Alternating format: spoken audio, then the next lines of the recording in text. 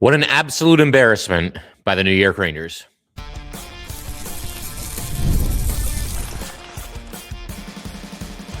You're Locked on the New York Rangers, your daily podcast on the New York Rangers. Part of the Locked On Podcast Network, your team every day. Welcome back, Blue Shirts fans, to episode number 1641 of the Locked On New York Rangers podcast. I'm your host, John Chick. Just want to thank you guys, as always, for making Locked On New York Rangers your first listen every day. We are free and available on all platforms, including YouTube. And today's episode of Locked On New York Rangers is brought to you by FanDuel. The wild card round is here, and FanDuel is officially in playoff mode. So visit FanDuel, an official sportsbook partner of the NFL, and grab your profit boost pack every NFL playoff game day. And we are, of course, part of the Locked On Podcast Network, your team every day, now the number one sports podcast network. So what an absolute embarrassment by the New York Rangers, a 10-2 loss to the Boston Bruins, a season in which every time you think that they've hit rock bottom, they find somehow that they have an even rockier bottom, and they plummet to depths that we didn't even know that they could go to.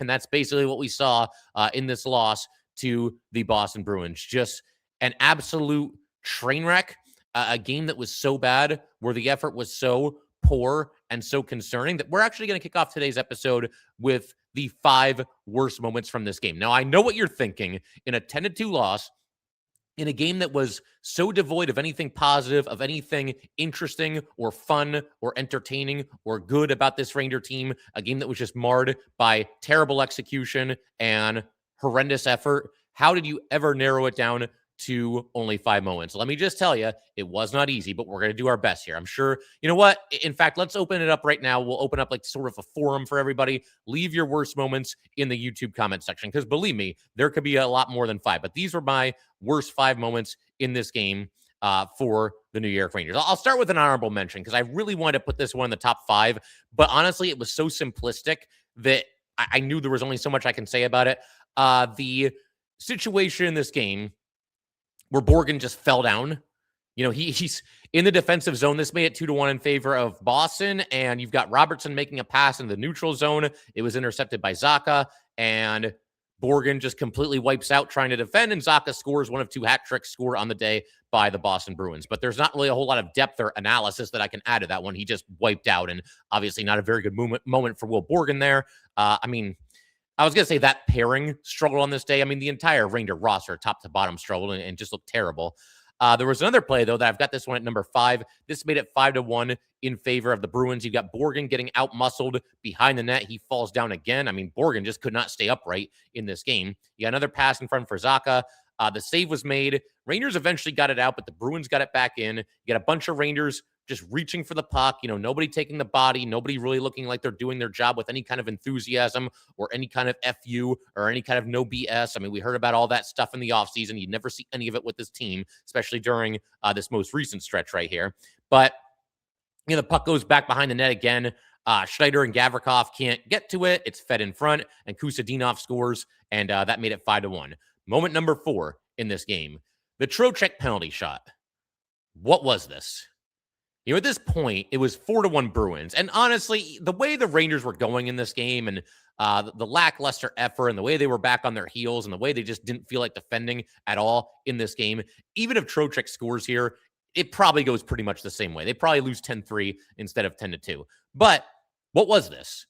Trocheck gets a penalty shot. He goes out wide to the right side. And that's pretty common. That tends to be how players do it these days. You know, back in the day, penalty shots were a little bit more rare, and they would usually just get a full head of steam and just go straight up the ice and take on the goalie that way. I think going wide, you know, you have the opportunity to, there's just more options, right? And you've got the chance of the goalie maybe opening up a little bit, and you can take advantage of it.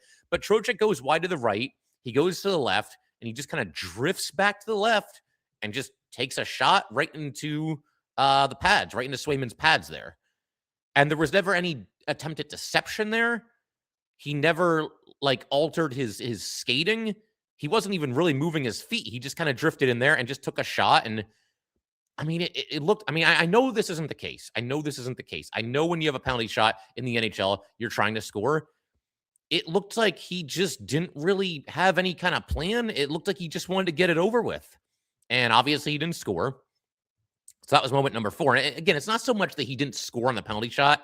I think the stat that they said was only 4 out of 20 penalty shots this season have been successful around the NHL. So obviously it's a low success rate, but I mean, you got to do something. I mean, show me something other than that, you know? Moment number 3.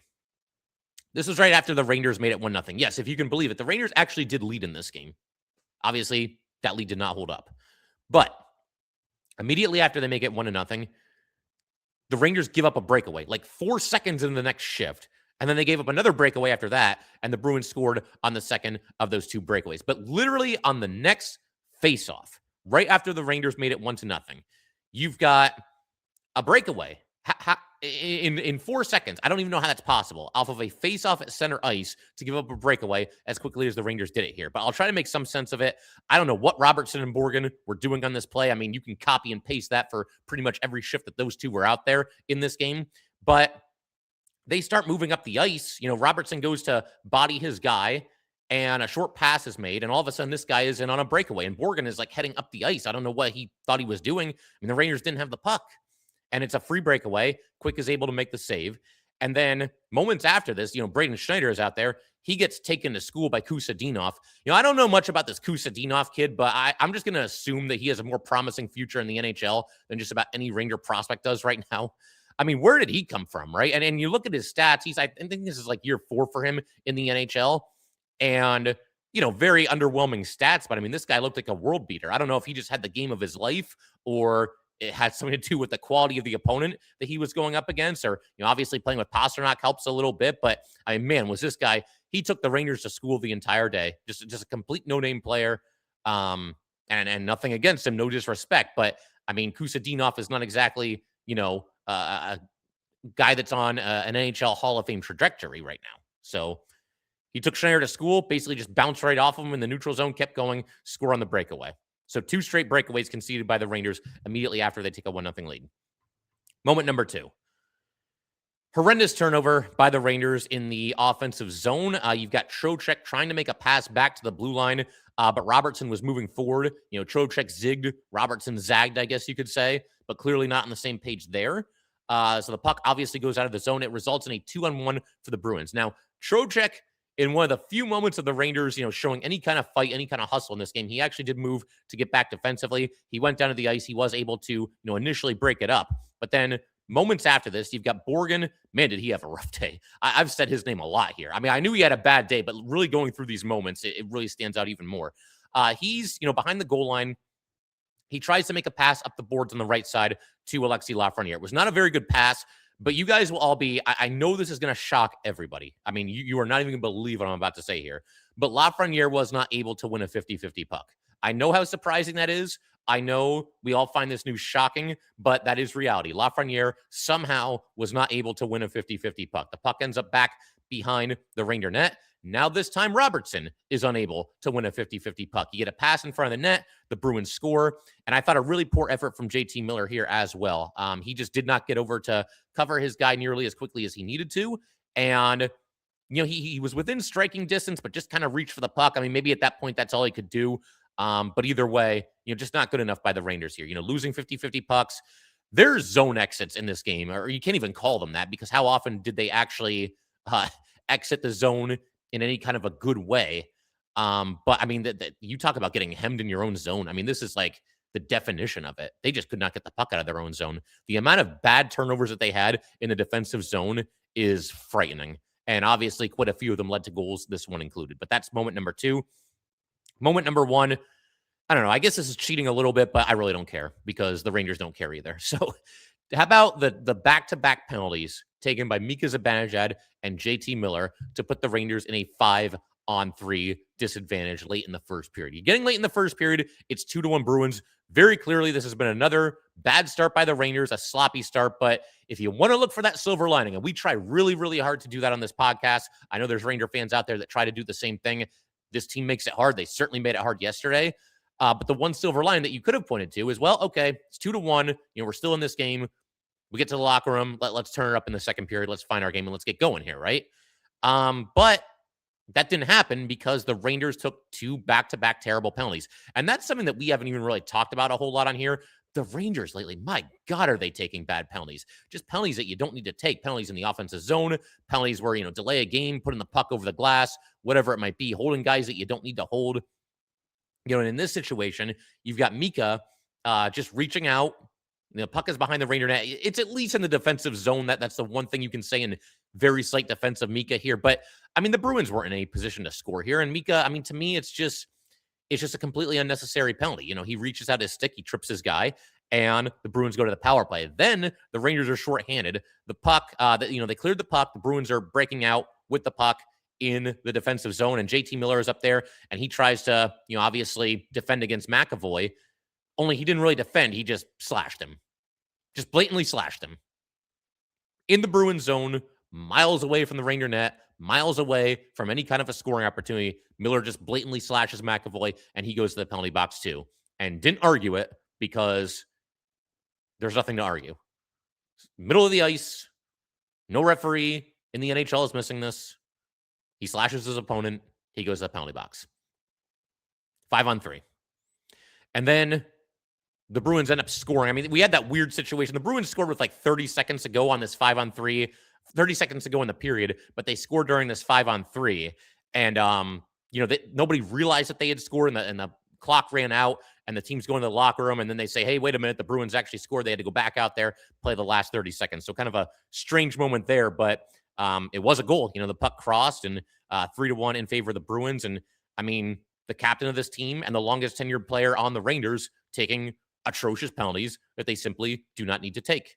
And the Rangers, that's the thing too, man. This team is not talented to survive mistakes like that. In previous seasons, maybe, because you could just outscore your mistakes, right? Not now. Not now.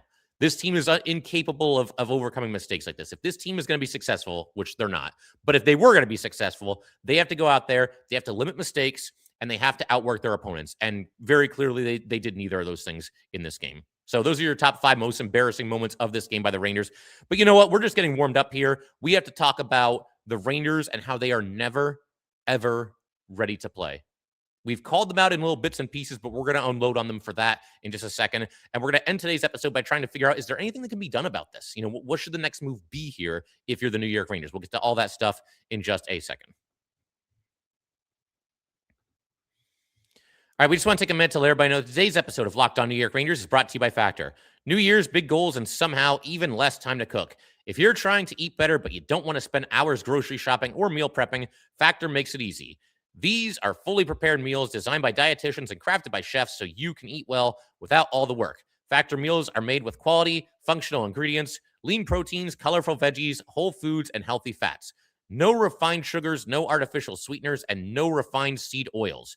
Just real food that fits your goals, whether that's eating healthier, managing calories, or getting more protein. The meals are always fresh, never frozen, and they're ready in about 2 minutes. No prep, no stress. It honestly makes sticking to your goals so much easier because the food is already done for you. Head to factormeals.com/LockedOnNHL50off and use code LockedOnNHL50off to get 50% off your first Factor box plus free breakfast for 1 year. That's factormeals.com/LockedOn50off. Code LockedOn50off. Make healthy eating easier with Factor.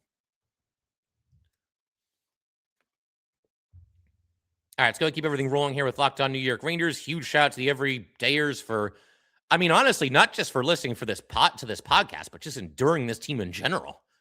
That's always step one there. I've heard from people that say man, I can't even watch anymore. I just listen to Ranger podcasts to keep up with that. And if that's the case, I'd like to tell you that, we're all in this together. I did that last season, and you have to keep watching these games if I have to keep watching these games. But you know what? I get it. If you want to just rely on this podcast and other Ranger podcasts to stay up on the latest debacle as far as what this team is doing is concerned, I get it. I really understand. But thank you either way for supporting the show. And thank you for making Locked On Rangers your first listen of the day and making Locked On the #1 sports podcast network. If you haven't already, go check out our new Everydayer Club. Access to an ad-free audio feed for Locked On New York Rangers, compatible with Apple Podcasts, Spotify, and every other major podcast app. An invite to the members-only Locked On Everydayer Club Discord server, which includes a group chat just for listeners of the show. Tap the link, in the show notes to learn more. So for the everydayers, again, big shout out to you guys, and big shout out to anybody that might be checking out this show for the first time as well. We have a fun little Ranger community here. We don't always agree on everything, but we do our best. We got to be there for each other, right? Especially during a season like this. But for the everydayers, in the next episode, you don't want to miss it. We're going to be talking about this idiotic idea of this team trading for Kiefer Sherwood. It's not even anything against Sherwood as a player. I like him as a player, frankly, but the idea that the Rangers would add any veteran, given what we've seen, especially after this game, is just ludicrous. So we'll talk about that and some other stuff as well. But for right now, let's call out this team about how they are never prepared to play hockey. This team is never ready to play. For a team that, again, was supposed to be built around playing with FU and no BS, they really, really have some sleepy starts to these games, don't they? It's honestly surprising to me that what we saw yesterday, this 10-2 loss to the Bruins, hasn't happened earlier this season. There have been times where it looked like it could, and they've been playing with fire and flirting with disaster during the starts of a lot of these games. There's too many games where they look like they're in slow motion. Yeah, this team comes out and they just kind of stick their toe in the water. And let's see how it's going to go today, right? They never come out looking to dictate terms of the game. And that's why they get themselves in trouble in the first period and during the starts of these games. And by the time they decide to dial up the intensity, by the time they decide, like, hey, maybe I should actually forecheck and backcheck here, it's too late and you're already in a hole. And the fact that this team can't score, you're not going to come back more often than not. This is something that we talked about too. How many times this season, and especially recently, but really the whole season as a whole, have we talked about how this team, at the start of games, not only do they start slow, but how evident it is in the shots on goal stat. And I'm not going to say shots on goal is completely infallible and you live and die with shots on goal and that always tells you the exact story of a game, because it doesn't. But when you're consistently being outscored, when it's 15 minutes of the game and you're consistently being outscored 13-1, 14-2, 12-3, whatever it might be, that's a problem. And when you're being outshot by that margin, it does tell you how this game is going. I think, a lot of times it's very indicative of how the Rangers are playing. Now, in this game, at the end of the first period, it was only 13-6 Bruins in favor of, shots on goal. I mean, hey, not too bad, right? They were barely doubling the Rangers in their shots on goal, were the Bruins. But this happens almost every game. And this isn't an exaggeration. I'm not trying to be funny. I'm not trying to overstate something just to make a point here. Every game, they are being outshot. Well, usually outscored too, but definitely outshot in the first period by a very wide margin. And the only reason why a game like this has not occurred so far this season is because of the guys between the pipes. It's because of Igor Shesterkin and it's because of Jonathan Quick. These guys are getting hung out to dry on a game-by-game basis. And all it took for the Rangers to just get thoroughly embarrassed, for the dam to really break and the team to really run up the score on them, was for one of these goalies to not be Superman. And honestly, you look at what Quick did in this game. I mean, look, no goalie who gives up 6 goals midway through the game and then gets yanked is at his best. How many of these goals were on Quick?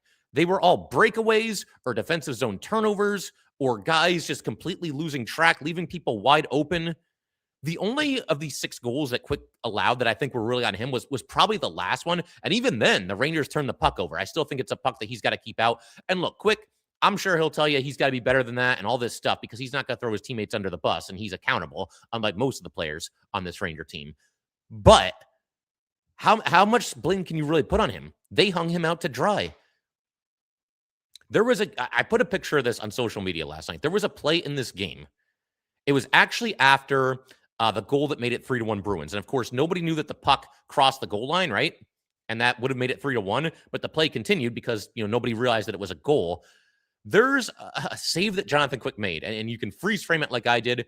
This guy is going to be 40 in like a week. He's doing a split in the crease, fully extended, both arms, making one of the best blocker saves that you will ever see. Not an exaggeration. And these guys can't go to bat for him. They can't go out there and battle for him. They have not gotten Quick a win in more than 2 months. And I realize he's the backup goalie and he doesn't play that much. He's got to play more now because Igor's out. So that's part of it. But part of it is they hang him out to dry. There was a stretch where he lost 5 straight games and gave up a grand total of 10 goals in those 5 games. You can't win one of those?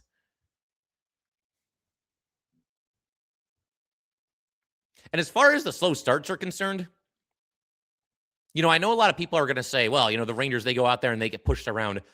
I really don't think that like a lack of physicality is that much of a problem with this Ranger team. I didn't look at it today. Not too long ago, they were, tops in the NHL in hits given. Now, part of that might be that they never have the puck. I know some people are going to point that out, but still, you're tops in the league in that. That to me doesn't sound like a team that's lacking physicality. I don't think that they like are out muscled all that often, but it goes back to something I was talking about a minute ago. They never dictate the terms. They're reactionary. They never go out there with the mindset that we're going to take this game right to you and we're going to be in your face all night and we're not going to take any prisoners and you're in for a long night playing us. They don't take the ice with that mentality ever. Now, if the temperature rises and there's some pushing and shoving and there's some fisticuffs and a couple of fights like there were in this game, then they do react to that and they'll raise their intensity to often match, I think, their opponent's intensity. And I do think that they will fight back in that situation, but they never come out with that mentality that we're going to be the aggressors.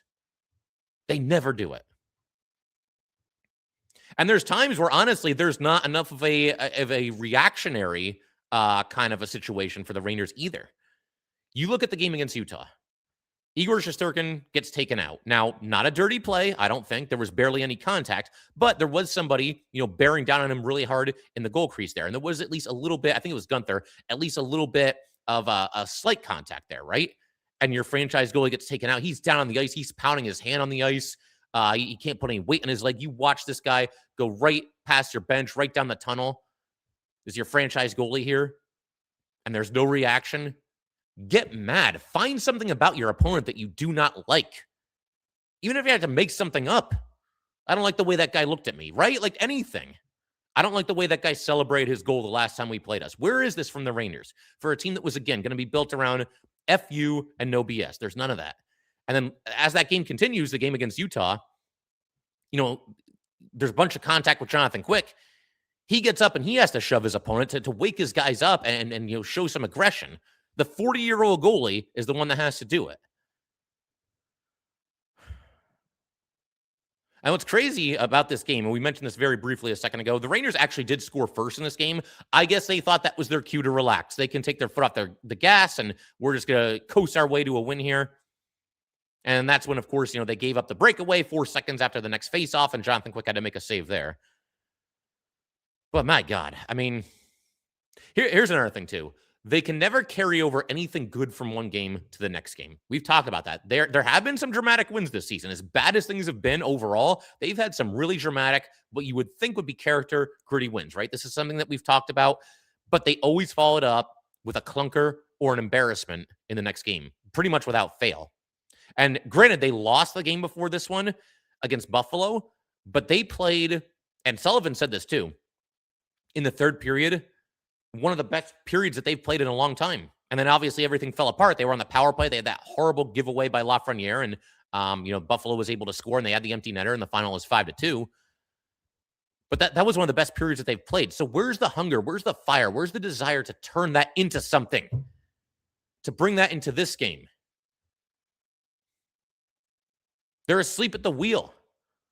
Do you not want to build on that? What was even the point of trying to come back against Buffalo and coming up short if you're not going to try to turn that into something? And I realize, look, there's two teams out there, right? And the Bruins played great. No doubt about it. But was there a lot of resistance from the Rangers? There was no attention to detail. There were turnovers left and right. There was no fire at the start of this game for the New York Rangers. And it happens way too much. And by the time they actually showed some fight, some FU, it's too late. Again, they're reactionary. It took them being down 6-1. And at that point, at the ensuing faceoff after the Bruins scored, Carrick drops the gloves, with Kastelik. And, Kastelik, I would say, probably won this fight. He landed a good one at the end of it. Kept swinging on Carrick once Carrick was down. So I like the fact that when Carrick got back up, he wanted to keep going, and he kind of dragged Kastelik down to the ice. But, I mean, by then it's too late. And I'm not blaming Carrick. Where's any of this from the star players, right? I'm not saying they have to fight, but they got to show some intensity, some fire. By the way, side note, Sam Carrick is your Stephen McDonald Extra Effort Award winner. There is no competition. Maybe one of the goalies, you could go to bat for one of them if you want to make a case for one of them. Who else is even? You know what? That's a good question too. We'll pose this on Twitter, and you guys can let me know in the YouTube comment section as well. Anybody that's watching this on YouTube, let me know who is your winner this year for the Zero Effort Award for the New York Rangers. There are some good candidates this season. There are some good candidates. So we'll have some fun with that. I mean, sometimes you just got to laugh, right? Rempe tried to fight Zadorov, which might mean that Rempe is, ready to go again. Obviously, he broke his thumb earlier. Zadorov basically told Rempe to go to the bench. He didn't want to fight him because it's 6-on-1. I understand where both players are coming from in this situation. I mean, Rempe's trying to light some kind of a fire under his team, right? He's trying to get his team going a little bit. And Zadorov, I mean, his team's up 6-1. What's he going to fight for? What's the point? But hey, at least Rempe tried something here. Then the third period, again, playing with some FU, finally playing with a little bit of edge. And it's always the role players, right? You have a situation where the puck is frozen in front of the Boston net, but, Carrick is in there, and he gets knocked down to the ice, and he gets up, and he's, tussling with his guy. Rempe and Brodzinski jumped in there as well.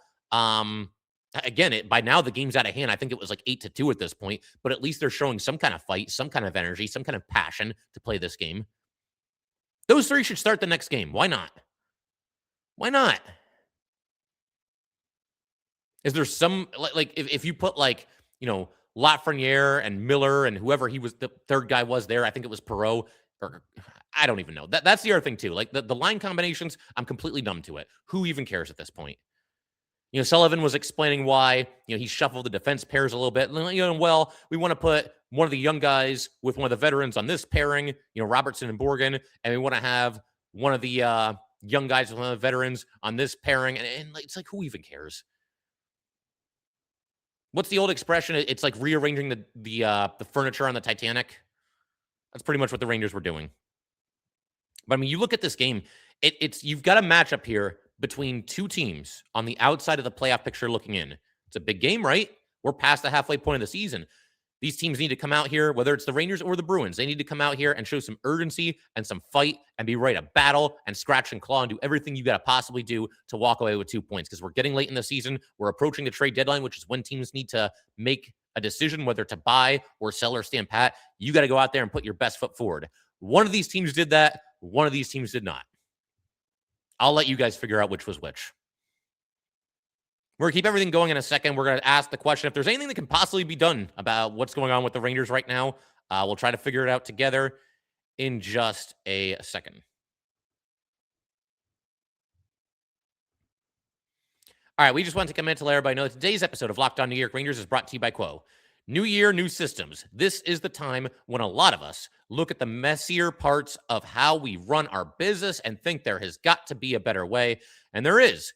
Streamlining your communications is one of the quickest upgrades you can make. That's why today's episode is brought to you by Quo, Quo, the smarter way to run your business communications. Because when your team is reachable, organized, and communicating in one place, you're not just working cleaner, you're creating more opportunities to connect with customers. Your whole team can call and text each other from one shared business number, so nothing will ever get missed. It works right from your phone or computer, and you can even keep your existing number. It's no surprise that Quo is the #1 rated business phone system on G2, trusted by more than 90,000 businesses, from solo operators to growing teams. Make this the year where no opportunity and no customer slips away. Try Quo for free, plus get 20% off your first 6 months when you go to quo.com/LockedOnNHL. That's quo.com/LockedOnNHL. Quo, no missed calls, no missed customers.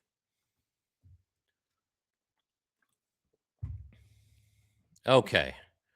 Is there anything we can do? Is there anything the Rangers can do that can fix this, that can get things pointing in the right direction? Honestly, I don't really see it. I mean, you can change the line combinations again, but you heard the analogy I just used about that. You can change the defense pairings, but it's the same thing there. There's not really any way to fix this, and the reason is because this team is simply not good enough. The depth on this team is atrocious. It's as bad as any Ranger team that I can ever remember. Even when everybody is healthy, and I don't know that that's happened all season, honestly, because, Trocheck got hurt right away, and JT Miller's been hurt 2 different times, and Fox has been hurt 2 different times, and even when Miller has been playing, I mean, he looks like he's playing hurt, right? Now, Igor's hurt. This team's never been healthy at the same time. But even if we got to a situation, by some miracle, Fox is hurt, where everybody is healthy, you're still playing with no fewer than like 5 or 6 guys that are basically AHL, NHL swingmen at best. You've got, think about all the different players that have played for this team this season. You've got, Sherry, you've got Radish, Parsonen, Brodzinski, Bleed, and Dowling most recently. Vakanainen, Robertson. Robertson got off to a nice start this year. It was a nice little storyline there. Even that seems to have kind of turned sour recently. He's far from their biggest problem, but nobody really looks like a solution at this stage in the game right now.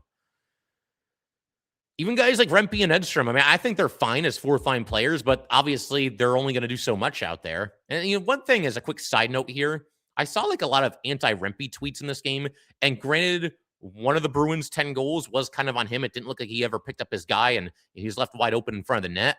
But, the idea that Matt Rempe is the biggest problem with this team right now, what do you want from him? He's a 6th-rounder who's a big dude who's going to go out there and hit. Are there people that were expecting him to be a point-per-game player? That's not going to happen. And scratch Rempe. Okay, fine. Who goes in the lineup instead of him? Dowling? And then you've got this other group of players talking about the lack of depth here that, they're young, but they don't really look NHL ready in some instances. And in the case of one of them, Brent Othman, you really start to wonder, like what is this guy's ceiling? Is it just as a fourth-line kind of player, a guy that you took in the first round? But, guys like Othman, Berard, Perreault, Morrow, they've all been in and out of the lineup the entire season. And I don't know. You're not getting a whole lot from any of them either. Perreault, he hasn't really shown much. I know everything around him is a disaster, but when's the last time anybody really noticed anything that Perreault did, right? And then you've got the star players, and they obviously haven't been good enough either. Bad seasons for Lafreniere and Miller. All the injuries that we just mentioned. So this leads me to the, I think, very logical conclusion that changes need to be made, and the Rangers need to sell before the trade deadline. I don't know anyone who watched this game yesterday. I don't know how anybody who's watched this team in the recent run of games can come to any other conclusion. And I got into a debate with somebody on Twitter the other day, and, a civil debate. I think we were both, respectable to each other both ways. But this person is trying to tell me that you should never sell because selling is tanking. To me, those are two different things. Tanking, to me, is when you go into a season trying to lose as many games as possible for the purposes of getting a high draft pick. And I think that is such a losing mentality. And I also think it's something that rarely, if ever, works. I do not remember the last time a team truly tanked, truly went into the season trying to be as bad as possible to get that number 1 pick or a top 3 pick or whatever it might be, and it's paid major dividends for that franchise moving forward. Now, of course, number 1 picks have worked out, but I don't think it was a case where that team actually was trying to lose in order to get the number 1 pick. So that's tanking. Selling, to me, is the situation that the Rangers find themselves in. The Rangers tried to retool this roster. They did retool their roster. They tried to obviously turn things around quickly and have a big season here coming off of a bad season, and it hasn't worked. They're bad. It's a bad hockey team. So what you do now, okay, this isn't working. We're 40-plus games into the season. Now you sell. Now you take one step back with the hopes of potentially taking many steps forward in the future. But, this person was telling me oh, no, you can't sell because that's tanking. And tanking is, that's a losing mentality. And I agree. But to me, selling is not tanking. Selling is just acknowledging reality. Selling is looking at the product that the Rangers are putting on the ice right now and realizing that it's nowhere near good enough and it's not going to be good enough. And the longer you kick this can down the road and you keep somebody like Panarin on your roster past the trade deadline, who's going to be a free agent anyway and very likely could walk away from the Rangers, you do that and miss the playoffs anyway, and he walks for nothing, and you could have really gotten some assets for him. Panarin, I think, far and away is going to be the best player available at the trade deadline this NHL season. You never know for sure, but to me, he's clearly the top guy right now as far as impending UFAs. Somebody like Vincent Trocheck, I know people like Trocheck. You know what? He is on the wrong side of 30. He's not ancient. I know he's on a great contract, but that's exactly what will make him desirable to other teams, contending teams. You can get a lot for Vincent Trocheck right now. And I like Trocheck, and I don't want to see him leave. And it sucks the way that this core group of players is about to go out. But, I mean, are things going to be better next year if you keep Trocheck? Like, what are you going to do? How are you going to make this team better next season? You have to rebuild. There's no move to make. The biggest thing that the Rangers could do as far as like trying to put their best foot forward next season and avoid the rebuild is to re-sign Panarin. But look how bad they've been this year with Panarin, and look how bad they were last year with Panarin. Start looking at the future. Trade for prospects. Trade for draft picks. If the Rangers sell, look, it's going to hurt for a little while, right? Rebuilds do. But I think you can get enough there where you can at least feel good about the long-term future. Now, you might not feel good about it because Chris Drury's the general manager, and he hasn't exactly had a banner year and a half, 2 years at this point. It feels like after, I think, a somewhat promising start to his GM tenure, everything is falling apart recently. But at least you would have some assets in place. At least you can stockpile some draft picks and hopefully hit on at least one of them. If the Rangers are in a situation where they end up with 3 first-round draft picks, hopefully they can at least find one good player in that bunch. What do you guys think? You think they can go 1 for 3? Or trade for prospects. Trade for guys that maybe are just starting in the NHL or are about to get to the NHL and you know, were high draft picks. And I mean, hey, they've already been developed by other teams, so the Rangers can't do as much damage to them as they can to their own homegrown prospects. Maybe that's the way to go. But you can get a lot for guys like this. And I think the Rangers, I don't see what any other alternative could be. You really want to like cling to this Hail Mary that the Rangers can possibly scratch and claw their way into the last playoff spot? I just don't see it. There's nothing to look for. There's nothing to look at with this team right now that registers as a positive. What's something that the Rangers do better than most of their opponents? I'll leave you with that thought.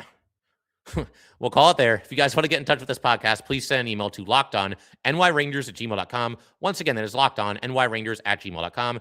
Definitely give us a follow on Twitter as well at jchick17. Once again, at jchik17. And definitely subscribe to Locked On New York Rangers YouTube channel. Thanks again, guys. I will see you next time.